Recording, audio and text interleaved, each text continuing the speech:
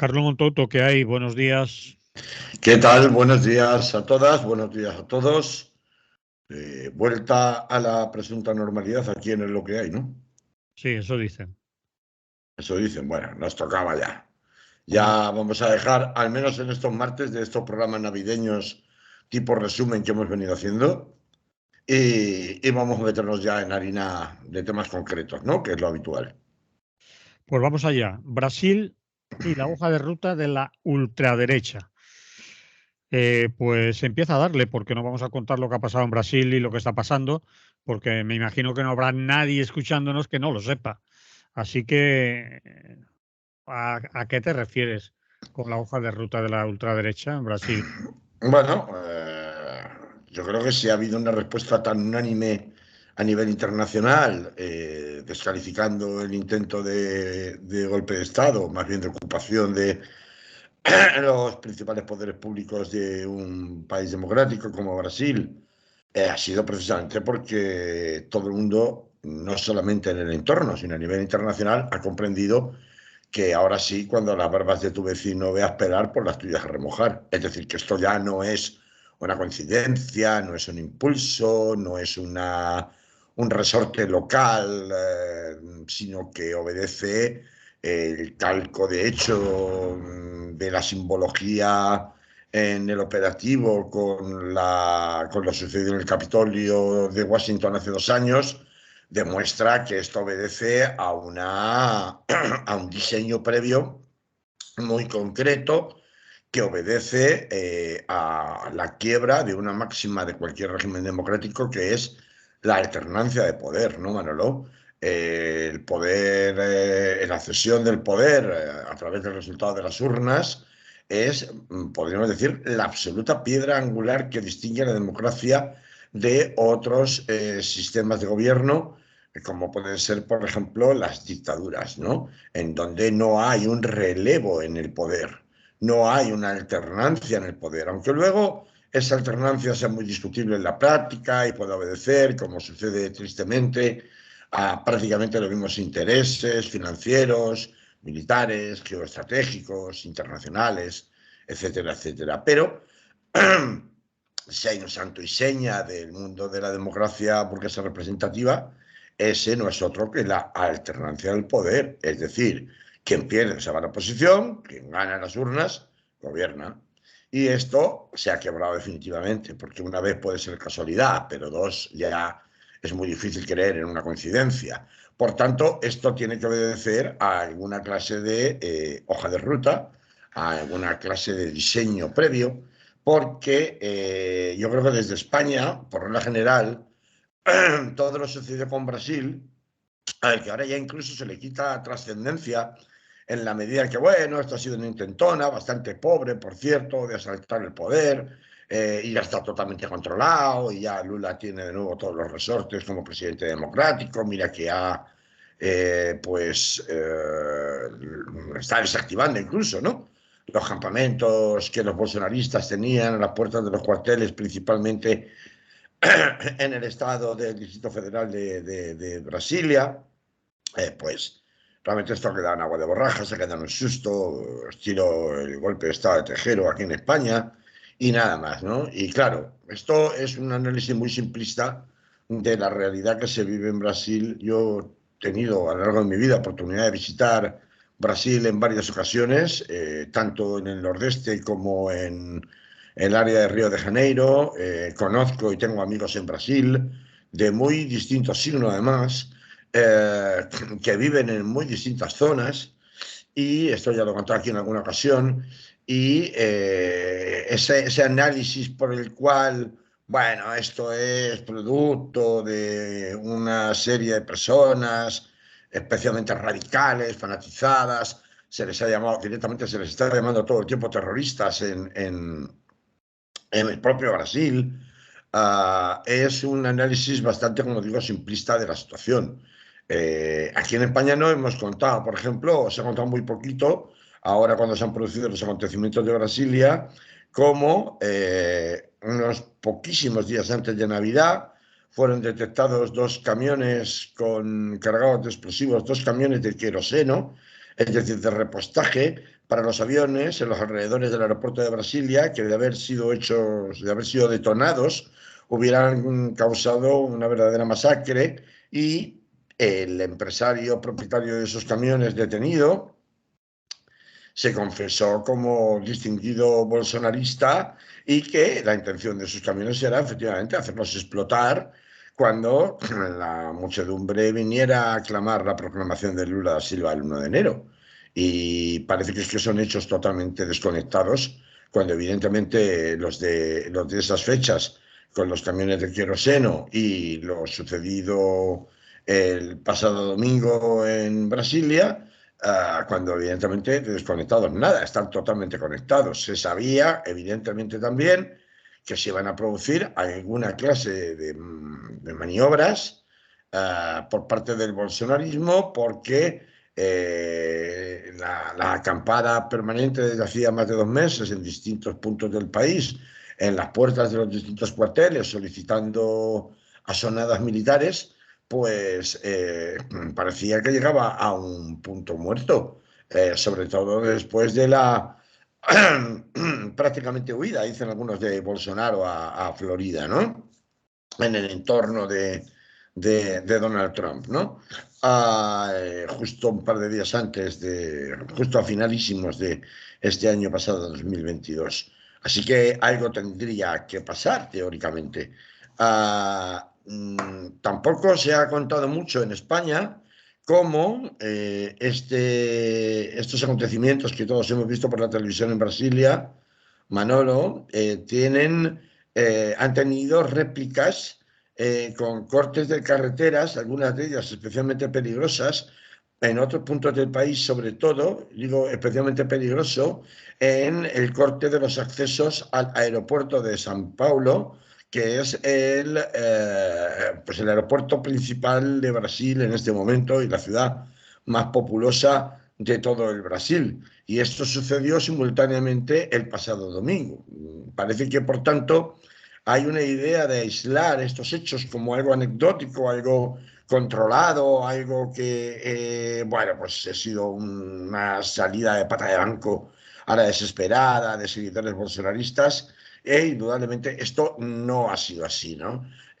Hay una conexión con otros hechos que demuestran que el bolsonarismo sigue vivo, tan vivo sigue que efectivamente, pues lo primero que ha tenido que hacer para controlar la situación Lula da Silva es de poner al gobernador de Brasilia, bolsonarista convencido, Ibanez Rocha, y además, quien a su vez, para tratar de protegerse a sí mismo sin que le haya valido de mucho, ahora está anunciando públicamente que va a recurrir a la Corte Federal su destitución. Pues paradójicamente había tratado de escudarse destituyendo por propia iniciativa a su secretario de Seguridad, es decir, el que controla la policía del Estado, Anderson Torres, quien había sido a su vez ministro de Justicia durante los 2 últimos años de Bolsonaro. Es decir, las cosas no pasan por casualidad, las cosas pasan porque alguien hace que pasen, porque hay carne de cañón para ser utilizada y que esto pase, y porque esto sirve a unos intereses que se diseñan con la connivencia o complicidad de determinados resortes de poder del Estado. Pero ¿qué conexión tiene eso como para llamarle hoja de ruta? Es decir, podríamos decir Trump, Estados Unidos, Bolsonaro, Brasil, y a continuación. Y lo más importante es que esto es una demostración y vendrá el que vendrá. No sabemos cuándo vendrá ni quién vendrá, en qué país vendrá.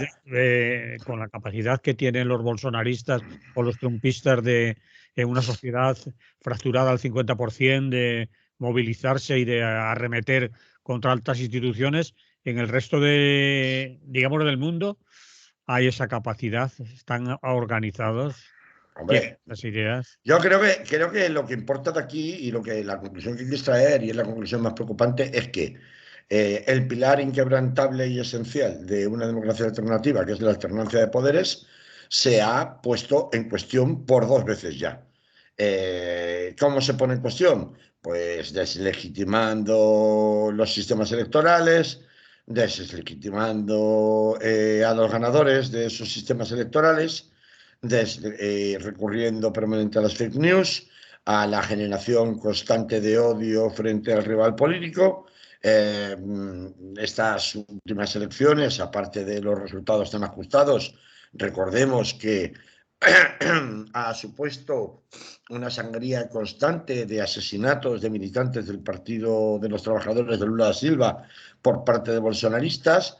Recordemos que es verdad que aquí en Brasil se da un elemento que, bueno, también puede apreciarse, aunque no de una manera tan pronunciada como en Estados Unidos, que es el factor religioso, el factor de las iglesias evangélicas que prácticamente el caballo ya no era limón, como ocurre en otras partes de América Latina, con los poderes más rancios del Estado o con la interpretación más rancia y patrimonialista del poder.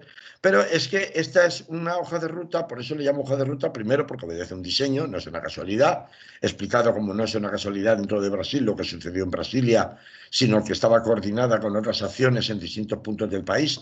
Solo para que tengas una idea, Manolo, las imágenes que estamos viendo del desmantelamiento de campamento militar en Brasilia, en realidad no significa nada, es una pura operación cosmética porque, sin ir más lejos, en el estado más poblado del país, que es el estado de San Paulo, hay 56 puntos y campamentos a las puertas de distintos cuarteles militares. 56, que se dice pronto, ¿eh? Entonces, es evidente que no se trata de una acción aislada, lo que sucedió en Brasil el otro día, sino coordinada dentro del país, con mayor o menor medida, con una carga simbólica en la que además yo todavía me hago cruces de lo bien parado que ha salido el gobierno de Lula. Ahora hablaremos de las consecuencias que tiene para Lula todo lo que ha pasado, que probablemente le van a ser muy beneficiosas. Pero tiene una consecuencia, digo, directa, que es y un peligro, ha atravesado un peligro muy importante, que es precisamente el que hubiera supuesto que la represión a los bolsonaristas hubiera escalado en el punto de violencia y hubiera habido más heridos de los que ha habido, que al menos en el primer día solo se reportaban varios heridos hospitalizados, pero la mayoría eran leves, solo se habían reportado heridos graves, como que habían necesitado intervención quirúrgica inmediata, para que nos entendamos, ¿no? Pero no se han registrado muertos, como, por lo menos que se sepan, como se registraron en el asalto al Capitolio. Había mucho menos armamento de la población que asaltó los tres poderes allí en Brasilia, de lo que sucedió en el Capitolio. Y pues de hecho había un considerable temor.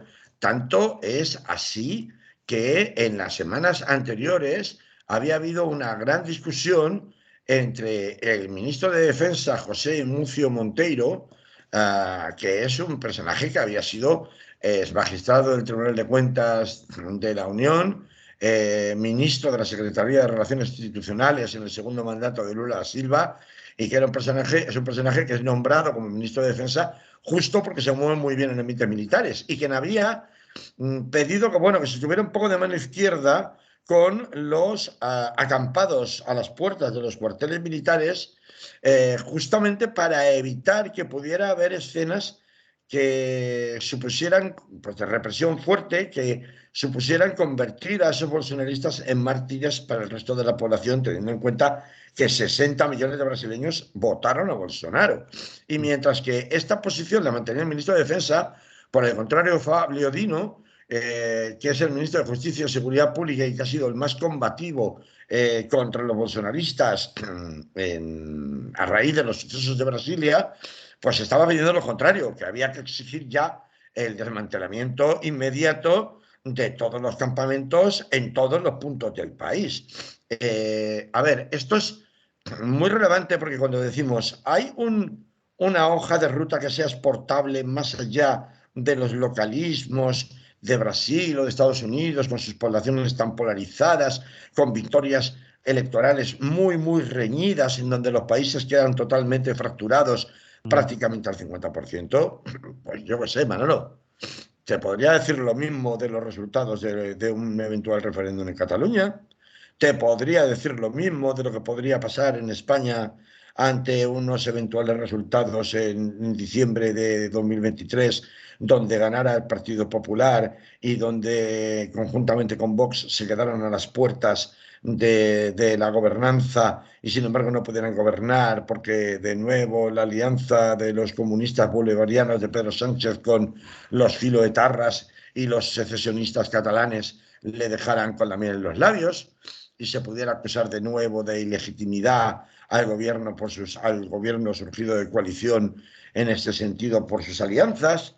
Es decir, Bueno, creo que en España, por ejemplo, aunque eso sucediera, que podía suceder, tal como están las encuestas, en unos resultados electorales muy apurados para el ganador y muy justos para el perdedor, no se dan las circunstancias de una sociedad polarizada ni una extrema derecha con esas capacidades, creo yo. Es decir, que es extraerlo mucho. bueno, a lo mejor no se da en 2023, a lo mejor se da en 2026 o 2027. Esto es cuestión Vamos a ver, lo importante es que han hallado un recurso para hacer una movilización, aunque sea de carácter simbólico, que deslegitime a un gobierno cuando vence en las urnas, pero vence de forma ajustada, porque existe un concepto de patrimonialización del poder por el cual el orden natural del poder es que lo tenga yo. Si lo tienen los demás, no es un poder legítimo. Y esto es un mantra puramente, esta patrimonialización del poder, es un mantra puramente de la extrema derecha que ha llegado tan lejos que es capaz de repetir en dos países distintos, con problemáticas distintas, un mismo diseño, aunque sea de carácter simbólico, para demonizar, para sembrar dudas, para quebrar la confianza de un país en su propia historia, en sus propias instituciones, en su propio sistema electoral. Esto es así, es decir, esto lo acabamos de ver. ¿Por qué no es exportable? ¿Se darán las condiciones o no se darán las condiciones? Pues no lo sé. Yo te he puesto el caso de España porque estoy pensando en un país en donde el recurso a la descalificación de la legitimidad de los que en este momento están en esa alternancia de poder y están gobernando es constante también. Que la gente saldrá y asaltará el Congreso en Madrid, yo qué sé. O sea, peores cosas han visto aquí. ¿Podría pasar? Pues claro, yo en mi opinión, claro que podría pasar. ¿Va a pasar? Esperemos que no. Que haya otros resortes, otros recursos, que la situación cambie, pero lo importante de Brasil, la enseñanza de Brasil, es que se ha quebrado definitivamente el principio de confianza de los ciudadanos en el modelo democrático como modelo de convivencia basado en una alternancia de poder. Y eso se ha quebrado definitivamente. Y ahora ya saben cómo hacerlo. Que les salga bien o les salga mal es otra cuestión. Aquí les va a salir mal, les va a salir mal porque evidentemente han estado esperando hasta el final provocar un movimiento del ejército que no han conseguido. Y no solamente lo han conseguido, sino que ahora le han dado armamento redoblado, legitimidad reforzada al gobierno de Lula da Silva para poder hacer una depuración tanto de las gobernanzas locales de los bolsonaristas que hayan apoyado o hayan inducido al intento de golpe, como en las fuerzas policiales y militares. El ejemplo de limpieza se ha producido, por eso lo he contado antes, con el gobernador de Brasilia bolsonarista ahora destituyendo a su vez previamente él a su secretario de Seguridad, Anderson Torres, para el que de hecho se ha pedido ya la detención. De hecho está, perdón, está ya detenido porque evidentemente sin la connivencia de la policía del Senado, del edificio del Senado, que custodiaba el edificio del Senado en Brasilia, pues ha llegado a... ¿Perdón? Congreso. No, Congreso y Senado, son dos. Bueno, bueno, vale. Sí, es que son dos edificios distintos, Manolo. Entonces, la policía que custodiaba el Congreso y el Senado ha llegado a decir cosas tan alucinantes como que la policía tenía que ser amable con los ciudadanos. Y las imágenes que ha habido de confraternización con los asaltantes por parte de cierta parte de la policía que custodiaba los edificios públicos de los tres poderes en Brasilia, no se vieron en el Capitolio, por poner un ejemplo. Entonces, claro que diferencias locales hay, por supuesto que las hay, pero que lo que importa es que este sí es un modelo que empieza tristemente a poner en jaque y en cuestión la universalidad del modelo de la democracia burguesa representativa, que no va a pasar de aquí. Pues ya veremos. Como digo, Lula sale aquí reforzado, tiene legitimidad internacional. Y yo creo que, vamos a ver, cuando se hace también, ayer se oían declaraciones de sin duda, sin duda. es decir, que se le achaca todo este movimiento y toda esta, bueno, todas estas acciones de asalto de los edificios oficiales a extremistas bolsonaristas. No todos los 60 millones o los millones que hayan votado a Bolsonaro están por la labor y harían lo mismo. Hombre, Manolo, claro que esos 60 millones no van a saltar a la calle y van a saltar el Palacio Presidencial, está claro. Lo digo porque quizás ni en las propias filas del bolsonarismo hay un apoyo total al hecho de asaltar. No, claro que no, claro que no. Pero eso no le importa, pero sí había un apoyo a los que estaban manifestándose en las puertas de los cuarteles militares pidiendo una intervención militar, que es distinto. Mientras pasaran a más. Claro, pero es que ahora, y de hecho acaban de empezar ya, y se han visto ya las imágenes de militares con el decreto de emergencia federal, tomando las riendas de la Policía Federal del Estado de Brasilia y suspendiendo sus, es como si, para que nos entendiéramos, pues el gobierno central español suspendiera de funciones a los Mossos d'Esquadra de Cataluña, ¿no? Y adoptaran directamente ya todas las labores de vigilancia el ejército español y la policía y guardia civil, la Policía Nacional y la Guardia Civil. Pues esto es lo que ha pasado en Brasilia, literalmente. Entonces, de hecho, se ha nombrado un interventor directo por parte de Lula da Silva para ejercer las funciones de gobernador en el Estado. Recordemos que Brasil es una república federal, como ocurre con Estados Unidos. Cada Estado federal tiene su propio gobierno federal, tiene su propia policía con competencias, etcétera, etcétera. Entonces, claro que la mayoría de la población, incluso bolsonarista, pues no va a sacar una pistola y le va a pegar un tiro en la cara a un tío con el que está discutiendo en el bar porque es lulista, por ejemplo. Claro que no van a asaltar, no van a estar de acuerdo con asaltar sus propias instituciones. Y más después de la pedagogía que está aprovechando, y muy bien, el gobierno de Lula, explicando cómo han destrozado y vandalizado obras de arte. ¿A quién le gusta haber vandalizado los símbolos de su país? A nadie. Entonces, su patrimonio público, a nadie. Los cuadros de los presidentes por los suelos, etcétera, etcétera. Esto no le gusta a nadie y es un motivo de sonrojo y de vergüenza para cualquiera con un mínimo de decencia. Esto está claro.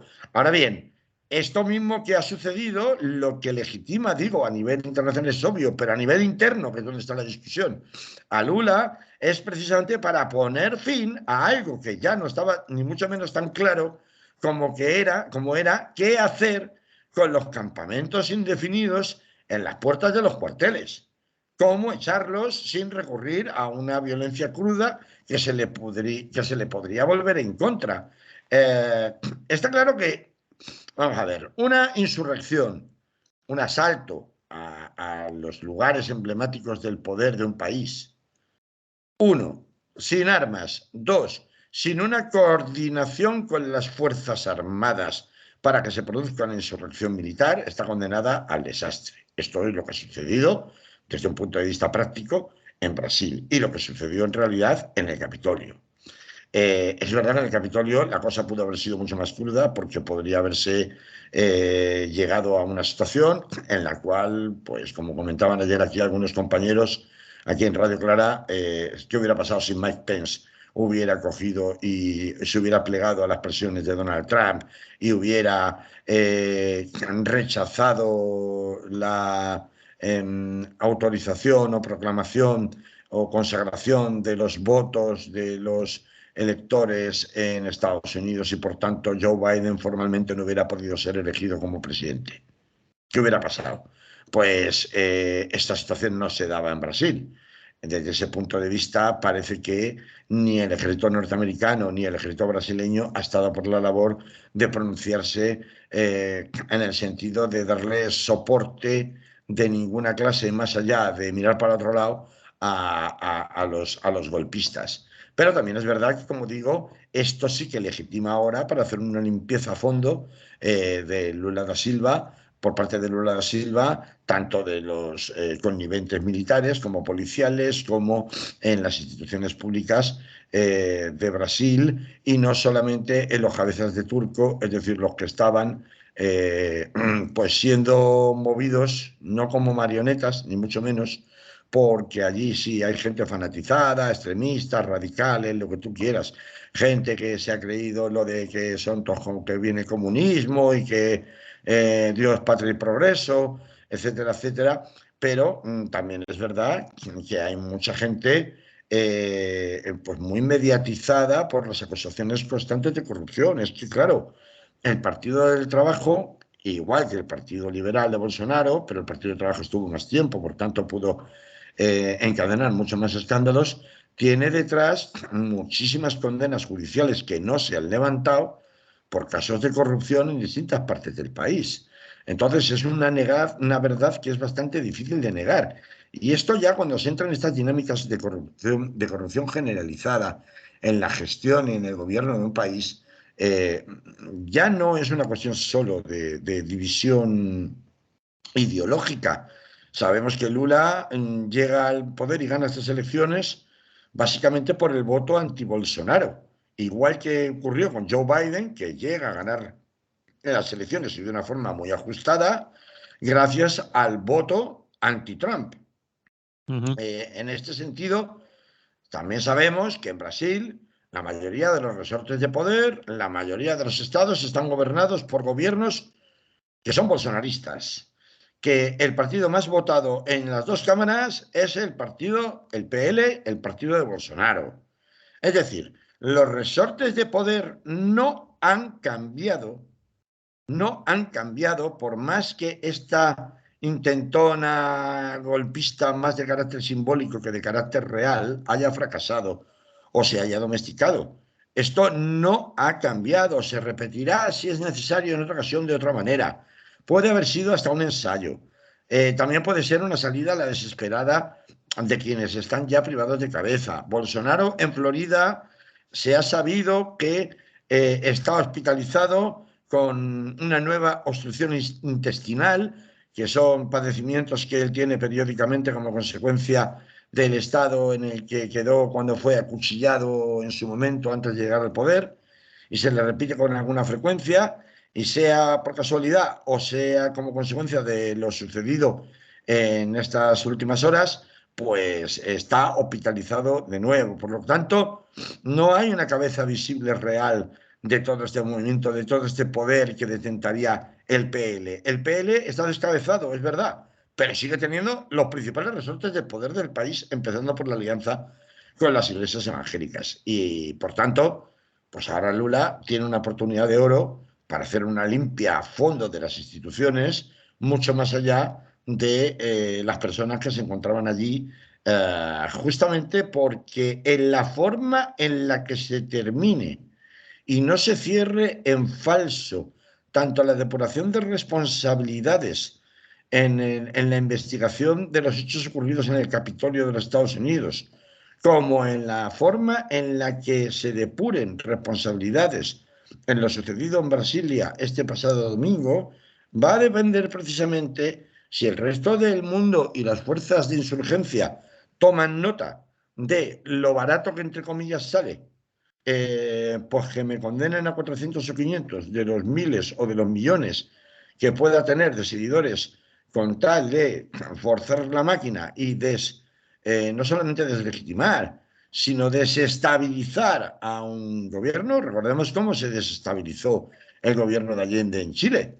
¿Cómo se desestabilizó el gobierno de Allende en Chile? No fueron los militares que salieron el primer día, ni el segundo, ni el tercero, ni el cuarto, ni el quinto a la calle.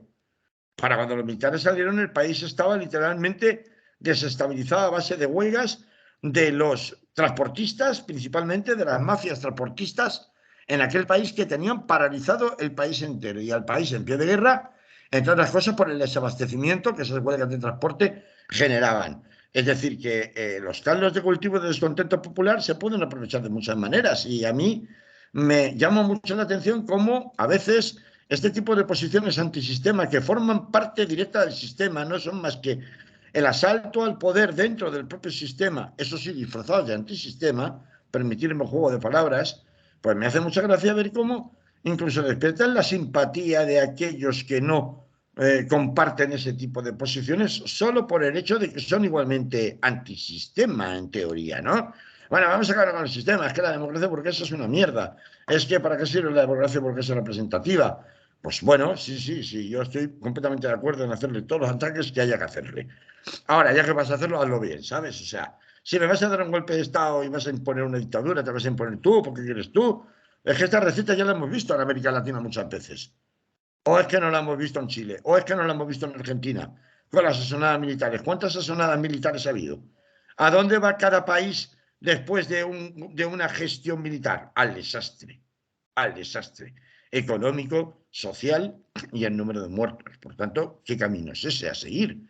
¿Cómo te puedes sumar a ese camino por la vía de que con tal de que todo caiga, a mí me vale? Pues no, mire usted, es que muchos de los bolsonaristas, muchos de los libertarios, lo pongo entre comillas, estadounidenses, que ya sabemos que no tienen nada que ver con el anarquismo clásico, sino que tiene que ver con ese concepto de la mínima expresión del Estado y el Estado es opresor por sí mismo, en lo cual podemos estar de acuerdo, pero también podemos estar en desacuerdo en cuanto a la forma de entender por qué se debe limitar el Estado si por otra parte no hay un contrapeso, ¿no? Y todo se deja en manos del mercado, ¿no? ¿Qué es lo que ocurre en Estados Unidos? Bueno, pues todos esos satélites, digamos, que pueden incluso simpatizar con la desestabilización de los sistemas democráticos, tienen que tener en cuenta al final para qué se utiliza a las masas en este tipo de hojas de ruta y se utiliza para la sustitución o para garantizar la impunidad o para el derrocamiento y asalto del poder por aquellos que creen que les pertenece por un orden natural. Y esto, Manolo, repito, por eso le hablo de hoja de ruta, es, es, es universal. Es decir, esto que acabo de explicar es aplicable en cualquier parte del mundo. El creerme que yo soy el único que por orden natural puedo detentar el poder y por tanto socavarlo por todos los medios habidos y por haber, porque he encontrado una manera de hacerlo que me puede funcionar o no cuando pierdo unas elecciones democráticas, pues está a la orden del día, lo estamos viendo en dos grandes países como Estados Unidos y Brasil, pero lo podemos ver de nuevo en países, si se quiere, más pequeños, menos telegrafiados, en África, en Asia, en otras partes del mundo. ¿Y por qué no? Podemos volverlo a ver repetido con distintas formas, si quieres, en otros países, incluso del continente europeo, ¿no? Yo no descarto que esto vuelva a pasar, ni mucho menos. No descarto que pueda pasar en suelo europeo, aunque no nos lo creamos. No digo que vaya a funcionar, pero bueno, no funcionará hoy, pero por gota malaya, pues me acabará dando el poder institucionalmente en las siguientes elecciones. Es decir, mantendré crispado el ambiente permanentemente. Bueno, pues a Donald Trump no le ha funcionado, por ejemplo, esta estrategia. Perdió porque no le salió bien lo del asalto al Capitolio. Eh, Perdió las elecciones a medio mandato hace nada, ¿no? En el sentido de que sus candidatos fueron generalmente derrotados. Se puede decir que está pagando el hecho del asalto al Capitolio, Trump. Bueno, también porque, a ver, Es lo decir, está se puede considerar un pagando. fracaso en ese sentido el asalto al Capitolio. No solo fracasó el hecho en sí, sino también los resultados posteriores. No tanto el fracaso del asalto al Capitolio, por supuesto, sino sobre todo porque los candidatos que ha presentado el Partido Republicano en las elecciones intermedias americanas y que ha impuesto, no siempre ha podido, Pero pero que generalmente ha están impuesto, muy marcados por el asalto al Capitolio. Sus candidatos eran. que eh, sí, que sí, que sí, que sí. y Pero lo, fíjate, son lo que llaman allí negacionistas. Es decir, lo que amalgama a todos estos candidatos y a todo ese discurso no es tanto el Capitolio como el negacionismo de el negarse a reconocer los resultados de las elecciones y seguir insistiendo en la fake news evidente de que las elecciones habían sido amañadas o robadas. Este es el discurso principal, la deslegitimación de los resultados, es decir, la negativa a la alternancia del poder, que es a lo que yo me refería antes. Esto es la enseñanza principal de lo que ha pasado en Brasil, que se puede persistir en ello como una estrategia o bien en búsqueda del éxito inmediato o bien como una estrategia de desgaste con un relativo bajo coste, porque sí, pues puede caer el gobernador de Brasilia, puede caer su secretario de seguridad, puede caer determinados hombres públicos bolsonaristas. Claro, el vicepresidente del PL de Bolsonaro, que es, recuerdo, el partido más votado y el partido con mayor implantación en número de senadores y de congresistas en Brasil, pues inmediatamente se descartó, se descolgó de estos hechos, diciendo que eso ni representaba al país, ni representaba al PL, ni representaba a Bolsonaro, ¿no? Entonces aquella gente que está ahí, ¿quién ha pagado esos autobuses? Eso ¿Quién estaba ha pagado el mantenimiento el mantenimiento durante 2 meses de los campamentos en todo el país? ¿Quién está pagando los cortes de carretera intermitentes que ha habido? Es decir, empresarios lunáticos. Pasa, Brasil está lleno de empresarios lunáticos capaces de autoinmolarse, como el empresario que era el dueño de los camiones con queroseno y explosivos dispuestos para hacerse explotar en el aeropuerto de Brasilia. Hombre, no. Es decir, no, que no nos tomen por ingenuos. Es decir, aquí hay gente que está coordinando, financiando y está organizando toda esta estrategia, porque se trata de una estrategia. Entonces, por eso, cuando yo hablo de hoja de ruta, no me estoy refiriendo a que digamos, vaya uno a internet y lea el manual de punto 1, punto 2 y punto 3. De hecho, en las investigaciones del Congreso de los Estados Unidos sobre lo sucedido en el Capitolio, sí se han llegado a encontrar documentos parciales que demostrarían que sí existía un programa de actuación coordinado con puntos detallados en la forma de actuar o proceder en el asalto del Capitolio. O sea que tampoco me estoy inventando nada nuevo. En Brasil, pues no existe de momento tal hallazgo, pero claro, es muy reciente. Vamos a ver hasta dónde llegan las investigaciones. A ver, ahí tenemos telepredicadores y tenemos telepresentadores y tenemos influencers en YouTube y redes sociales que permanentemente están insistiendo en el tema de la fake news, es decir, de la gran mentira, del negacionismo, del negarse a reconocer los resultados electorales. Como que los resultados, esto es una copia simétrica del discurso seguido en los Estados Unidos.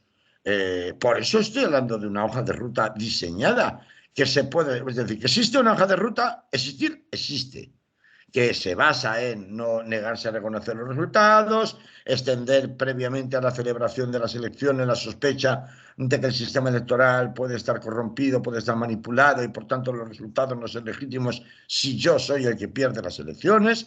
Bolsonaro lo vino anunciando meses antes ya, de que las elecciones se produjeran. Y que tiene que ver con que cuando se hace el recuento, impugnar el recuento en todas las partes donde pierda, y cuando no tenga salida por la impugnación de recuento, entonces negarme a reconocer los resultados, negarme a darle, es decir, a asistir a las reglas de protocolo de traspaso de poder. Es decir, son demasiados puntos de simetría que hacen no que haya que pensar en que, jolines, qué poco originales son los brasileños que le copian en todo a los estadounidenses, sino a que se está siguiendo un manual, que ese manual pueda contagiarse a otras partes del mundo. Pues chicos, yo no sé lo que puede pasar en Perú, que es el país más inestable ahora mismo en toda la región. No parece que, por supuesto, esto pueda suceder ahora mismo en lugares donde acaba de haber elecciones importantes en la zona y resultados concluyentes, bueno, como los que ha habido en Colombia o en Chile, por poner ejemplos más cercanos, ¿no? Yo creo que, en fin, hay que aprender de estas lecciones que nos da la historia, darnos cuenta de que hay que atajar ese discurso permanente de la generación de odio del rival político y hay que atajar ese discurso por el cual a la democracia pues se le ve las costuras, porque al final, si hay toda esta gente que vandaliza estos edificios públicos, es no solamente porque son guiados como ovejitas al matadero, sino también porque existe un descontento social manifiesto en la forma en que las democracias burguesas gestionan las sociedades modernas actuales. Y hay una capa de excluidos sociales tan grande, de descontento social tan grande, de desigualdad e injusticia social tan grande, a la que se supone que con grandes palabras e intenciones y mucha fanfarria de leyes y decretos, las democracias modernas aseguran no querer dejar a nadie atrás, pero en la práctica es mentira, que ha generado un hastío y un cansancio que, Manolo, no es exclusivo de Brasil ni de Estados Unidos. En Europa el descreimiento de las instituciones públicas es enorme, sobre todo en Francia. Y se ve cada vez más en el mayor número de abstenciones en la mayoría de las campañas electorales, se ve cada vez más en la capacidad de desafiar a las instituciones democráticas, y yo con esto no me quiero alinear con las instituciones democráticas. Solo quiero advertir que existe un caldo de cultivo de descontento generalizado, porque, entre otras cosas, el funcionamiento de las democracias burguesas representativas en el siglo XXI es enormemente deficiente. Y esa deficiencia en su gestión, lo que está desde que comenzó el desmantelamiento del llamado estado del bienestar, pues lo que desemboca es que a río revuelto, ganancia de pescadores, pueda haber situaciones, países, momentos históricos donde, pues caray, los que tienen la mayor capacidad de fanatizar con discursos simples y de forma más populista, pues pueden acabar llevándose el gato al agua siempre y cuando controlen los resortes de poder, sobre todo en materia de medios de comunicación, y ya no digo si los llegaran a controlar, al menos parcialmente, en cuanto al ejército, que puedan dar lugar pues a esta inmundicia, esto que vimos el otro día en Brasil, que vimos en el Capitolio, y que no deja de ser un acto de turba enfurecida que lleva bastante poco lejos, ¿no? A cualquier sociedad, ¿no? En fin, que aprendamos de las lecciones que nos ha dado Brasil y que cuando la barbas de tu vecino veas pelar, por las tuyas a remojar. Bien, pues dejamos este tema aquí porque ya no nos va a dar tiempo a mucho más, ¿eh? Vamos por el minuto 40 y bastantes del programa, es decir, casi 45, así que a prisita si queremos tratar los otros temas, si no, no.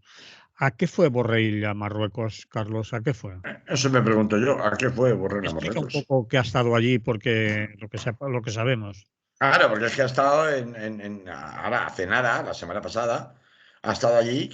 Yo quiero recordar que ese Borrell es el equivalente al ministro de Asuntos Exteriores de la Sí, Unión claro que sí. Europea, ¿eh? Sí, Es sí, sí. alto representante para Asuntos Exteriores de la Unión Europea. Sí. Y claro, esto se produce en un momento de escándalo absoluto dentro de las instituciones europeas como consecuencia del Qatar Gate seguido del Marruecos Gate, porque a raíz de las investigaciones por el escándalo del Qatargate se averigua que no solamente había en la Eurocámara diputados europeos a sueldo de Qatar, sino también a sueldo de Marruecos.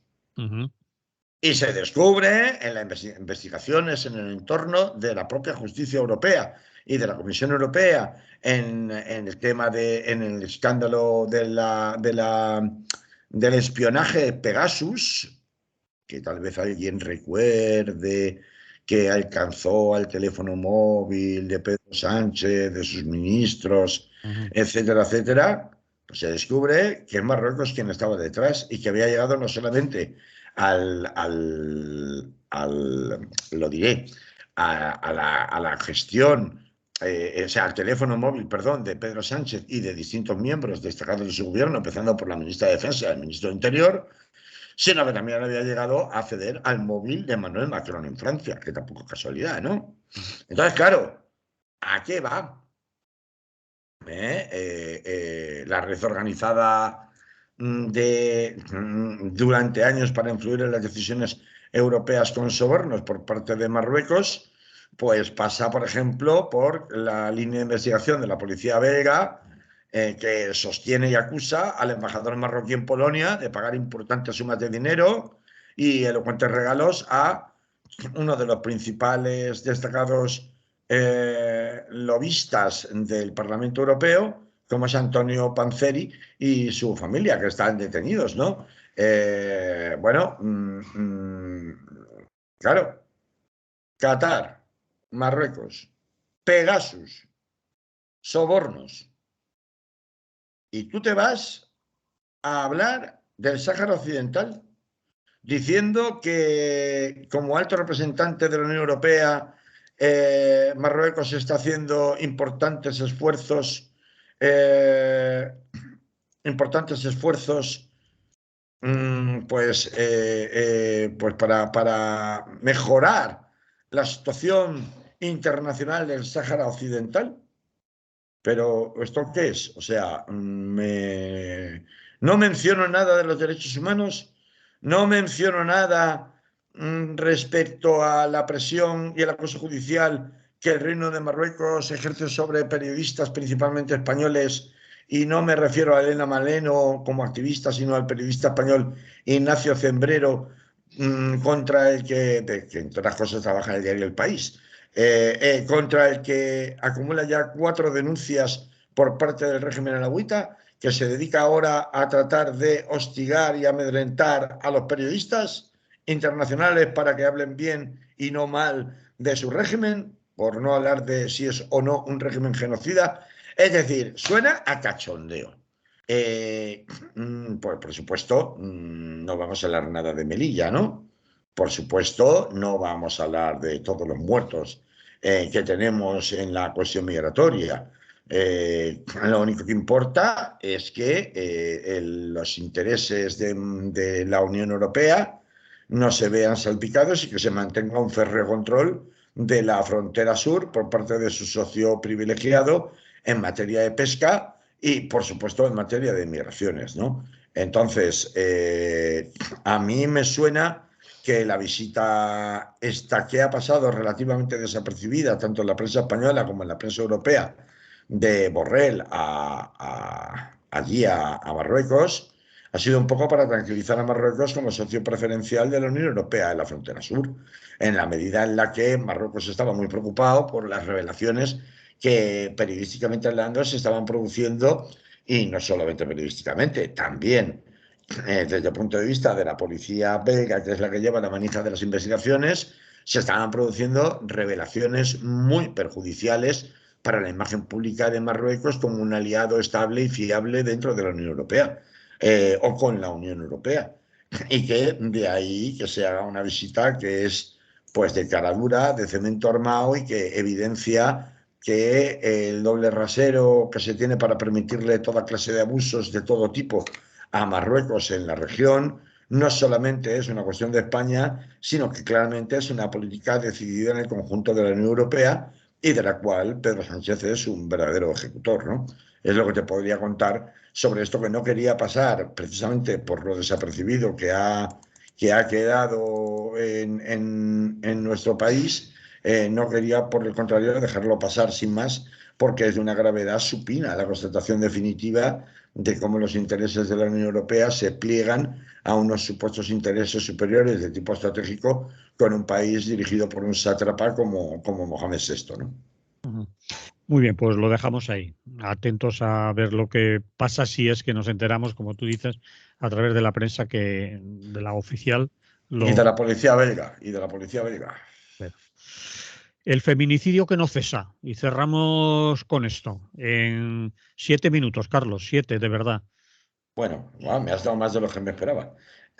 Bueno, Vamos a ver.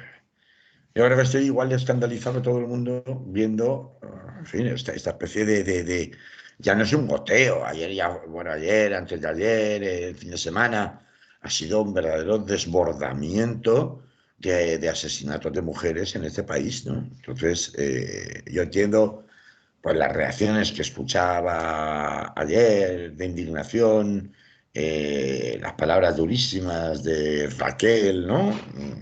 En la tertulia del Es lo que hay, perdón, del Jure Directe, de Medio Oyentes. ¿Cómo no lo voy a entender? Claro, pues es que clama el cielo, se le abren a uno las venas, pero más que pensar en caliente y razonar en caliente, y entrar en una dinámica prohibicionista que es siempre muy peligrosa, que si hay que hay que prohibir determinados tipos de música, que hay que prohibir determinados anuncios, que hay que prohibir, bueno, hay que prohibir, hay que penalizar, hay que castigar y hay que tal, ¿no?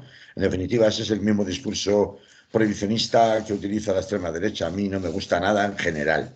Yo creo que sí que hay una evidencia palpable de lo que ha sucedido. La política punitiva no funciona, no está funcionando. Es decir, no porque tú endurezcas el Código Penal se dejan de producir feminicidios en este país. Está visto, comprobadísimo. ¿Cuántos años llevamos de la ley de violencia de género? Bueno, no voy a hablar de la ley del solo sí es sí, estoy hablando de la ley de violencia de género, que es una ley específica. ¿Cuánto tiempo llevamos de protocolos de Biogen, que son los protocolos preventivos para prevención del riesgo por parte de la policía, que puede facilitar el trabajo de los jueces a la hora y fiscales, a la hora de determinar, por ejemplo, la existencia de órdenes de alejamiento u otras medidas de seguridad, o incluso, en casos extremos, la prisión preventiva del posible agresor, futuro agresor, potencial agresor, con tal de evitar estas muertes? No está funcionando. Es que da igual lo que hagas. A ver, es muy fácil decir la culpa de todo la tiene el gobierno y la culpa de todo la tiene el Ministerio de Igualdad, que no hace lo suficiente. Claro, es que nadie es capaz, ni lleva siendo capaz de hacer lo suficiente desde que la ley de violencia de género se instauró en el año 2004. Entonces, ¿qué está pasando? Si el recurso punitivo no es suficiente, si el recurso preventivo no es suficiente, claro que todo es mejorable. Estaba planteando el mismísimo Marlaska en el día de ayer la posibilidad de modificar los protocolos de Biogen para generar un registro que yo creo que no debería ser de acceso público, porque eso tiene connotaciones muy peligrosas. Por ejemplo, pensemos alguien que es detenido por una denuncia de violencia de género, aunque no sea ni siquiera de maltrato de obra, sino que sea una falta de respeto, consideración, y que es incorporado a la base de datos de maltratadores de Biogen. Biogen es el protocolo de actuación preventiva de la policía ante una denuncia de violencia de género, ¿vale? Para que no lo tenga claro. Vale. Bueno, y finalmente es absuelto. O realmente la entidad de la supuesta falta de respeto, que normalmente suele ser mutua en una convivencia, pues ha bajado, es de tan poca entidad que incluso las acusaciones acaban bajándolo a la categoría de delito leve. Yo lo digo por experiencia, es que lo veo todos los días. Entonces, por mi trabajo. Entonces, no digo que todos los días vea que esto sea lo general. Lo que digo es que esto ocurre. Pero ¿qué ocurre entonces con esas personas que fueron incorporadas a un registro de maltratadores y luego son absueltas? Pues entonces yo creo que el registro no debería ser público. Pero sí estaría bien que fuera un registro en que bajo ciertas circunstancias hubiera personas que sí estuvieran autorizadas a poder acceder a él. Lo que planteaba el ministro Marlaska era generar un registro sin definir todavía tal, que pudiera tener un acceso, si no público, semipúblico, y que permitiera informarse a las parejas que tuvieran dudas de las personas con las que entablaran relaciones pues más o menos estables, que podrían consultar si tiene antecedentes de maltrato con parejas anteriores en materia de violencia de género. Bueno, no me parece mal, es mejorable la cuestión preventiva, pero de momento ni los protocolos preventivos, y mira que se hacen esfuerzos por mejorarlos constantemente, ni la concienciación de jueces y fiscales. Se ha dispuesto incluso hasta una medida que es bastante importante en apoyo a las víctimas, que es abogados especializados que son designados inmediatamente en apoyo de las víctimas. Bueno, todo esto, o sea, decir que no se hace nada al respecto no es verdad.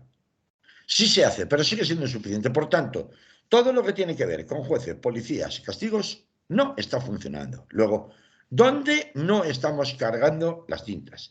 Pues no las estamos cargando los maltratadores. ¿Por qué actúan así los maltratadores? No basta con cursitos de concienciación. Tiene que ser un trabajo de desprogramación mucho más profundo Y en ese sentido, ayer también aquí se apuntaban, no seré yo quien diga algo nuevo, solo quería hacer esta mención de la parte punitiva no está sirviendo ni va a servir nunca para desprogramar a todos estos a los que les da igual y la maté porque era mía, ¿no? Porque este discurso y este argumento no les disuade. Y por tanto, como no les disuade, me da igual que se pone la pena de muerte, van a seguir matando igual. Es decir, van a seguir matando igual, porque la razón de matar a tu pareja o de golpear hasta la muerte o apuñalar a tu pareja, aparte de que tiene relación con los sentimientos, también tiene relación con un error de base de educación. Y por tanto, como bien decía ayer Rafa Ríos, efectivamente me parece que era, efectivamente, mientras no se parta de una reprogramación de la educación de los niños desde la infancia, pero con unos especiales programas de educación en materia de educación sexual, en materia de educación de género, en la adolescencia, que es cuando se producen este tipo de planteamientos, va a ser muy difícil que el feminicidio acabe en España y que no se siga reproduciendo por esporas como parece reproducirse de manera permanente. Yo siento disentir de las voces que en caliente piden un endurecimiento de las leyes, pero los endurecimientos de las leyes en calientes jamás han demostrado históricamente que hayan servido para atajar ni para solucionar ningún problema, cuando son problemas tan estructurales y tan de fondo que exigen un enorme debate público para dedicar ingentes ingresos del Estado en reeducación de hombres y de mujeres, no solo de hombres. El acento efectivamente hay que ponerlo en el maltratador, pero nada solucionas poniéndolo en una picota pública. Lo que se soluciona es poniendo el acento en el maltratador para desmontar con tratamiento psicológico obligado y fuerte y profundo, como ocurre, por ejemplo, en el tema de la drogadicción, una, como digo, desprogramación que desactive el peligro latente que el instinto de posesión de los hombres dentro del patriarcado tienen como para permitirles llegar al extremo de poder atentar contra la vida de una mujer, ¿no? Y eso es un poco lo poquito que quería yo aportar como granito de arena a uno de los grandes debates de este país y de las cosas más importantes que tenemos encima de la mesa en este país. Muy bien, Carlos, pues con eso lo vamos a dejar y terminamos por el día de hoy, ¿vale? Muy bien, perfecto. Pues hasta la semana que viene entonces. Que vaya bien, que haya salud y nos oímos en 7 días, ¿vale? Igualmente, salud. Salud.